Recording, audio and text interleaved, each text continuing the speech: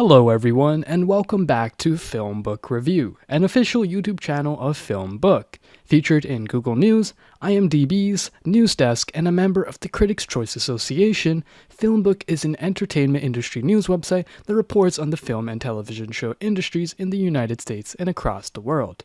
Today on Film Book Review, I will be reviewing the film We Might As Well Be Dead, a movie that screened at the 2022 Tribeca Film Festival. We Might As Well Be Dead is directed by Natalia Sinelnikova, written by Victor Galandi and Natalia Sinelnikova, and stars Yana Yacob, Paula Geiger, Georg Shotov, Cyr Yoglu, and Suzanne West. This is a We Might As Well Be Dead movie review, and there will be spoilers. If you like our movie reviews, please like this We Might As Well Be Dead film review, as that helps us out with YouTube's algorithm, and consider subscribing. Once subscribed, click the bell notification box and you're all set. Please also consider becoming one of our patrons on Patreon at patreon.com/filmbook. And now, the We Might As Well Be Dead movie review. This German-Polish production shows more than it tells, with only a few hints to reconcile the visual and logical narratives. The director, Natalia Sinelnikova, certainly knows how to frame a scene. She also knows how to set a mood. We Might As Well Be Dead opens on the backs of a well-dressed family tramping through the beautiful autumn woods like fleeing refugees, and we feel the tension right away. The clever underpinning of cognitive dissonance heightens as we follow the trio hustling over the vast, well-tended lawns to the wrought iron gates that open into a wide driveway. Then it hits you. Why isn't this apparently prosperous family driving? This is possibly a cautionary tale about a highly selective, gated community that may set a new standard for co-op criteria, beyond the perfunctory, "Are you a desirable neighbor?" Applicants are desperate to escape out there, as one family puts it, even to the point of abject begging or bribery. One can only wonder how bad it really is out there, considering the degree of paranoia inside the fences, emphasizing another notion suggested in this film. Craziness is in the eye of the beholder. Of course, there is the viewpoint that reality is only what we tell each other it is. The filmmakers explored this dissonance more thoroughly, maybe, than any other theme.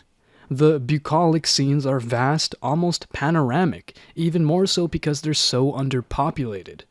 Phoebus, one of the buildings in the complex, rises above the tranquil grounds, an expansive, squat skyscraper that could easily house hundreds. But we see no more than the same dozen or so residents interacting at any given time. No one plays golf on the rolling greens. No one disturbs the glassy surface of the lake-sized indoor pool. At the center of the action is Anna and her neurotic daughter Iris. Anna gets living space gratis as the sole security guard cum concierge. She screens hopeful applicants and investigates possible transgressions, one of which is the continuing case of a missing dog and the generally unhinged owner. Iris claims to have killed the poor creature with her evil eye and consequently barricaded herself in the bathroom to spare future victims, now and again announcing prophecies of disaster for the other dwellers. The last third of the film really ramps up the action. The residents' eccentricities, suspicions, and ambivalence converge into outright paranoia. Anna's best efforts can't seem to put anything into perspective until a ranking co-op committee member drops a tidbit that seeps xenophobia and bigotry. Evidently, Anna was hired in spite of pushback from other members, so she's told, of being Jewish and a Polish Jew at that. Soon afterward, Wolfram, the scruffy handyman who trades his nominal skill for a mattress in the basement, finds himself demoted from virtual serf to scapegoat. He shoulders blame for a plethora of infractions, from the missing dog to an elusive killer out of Iris's visions, supposedly stalking the residents. With 9 irons held aloft, the tenants force Wolfram into summary exile with only the ragged clothing on his back, along with the box of penny chapbooks of his poetry. In the long run, I believe the prevailing theme in this film, if not the central one, is the insanity of tribalism. We Might As Well Be Dead conveys this very well through the characters' eccentricities, and the actors uniformly distinguish themselves in this regard. Some broader context might have been helpful, though I am inclined to give some latitude here. Out There, for example, might reflect either real anarchy or merely reactionary attitudes of like-minded peoples in a gated, privileged, that is insular, community like Phoebus. But that issue is moot if the degree of paranoia and blind antagonism is the result either way, which is something to think about. Otherwise, I did not find the film nearly as suspenseful as I expected. Like the gated community itself, the stakes for the characters involve a closed loop, and the options for resolution are pretty narrow. Despite its cleverness, the payoff is something of a letdown.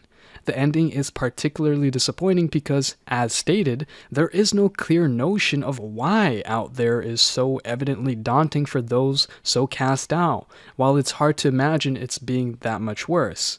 And that brings us to the conclusion of this We Might As Well Be Dead movie review. I'd love to hear your thoughts on it below in the comment section.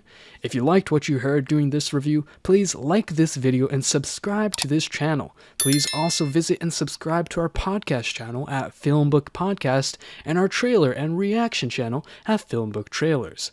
Thank you for viewing, and you can watch one of these reviews next.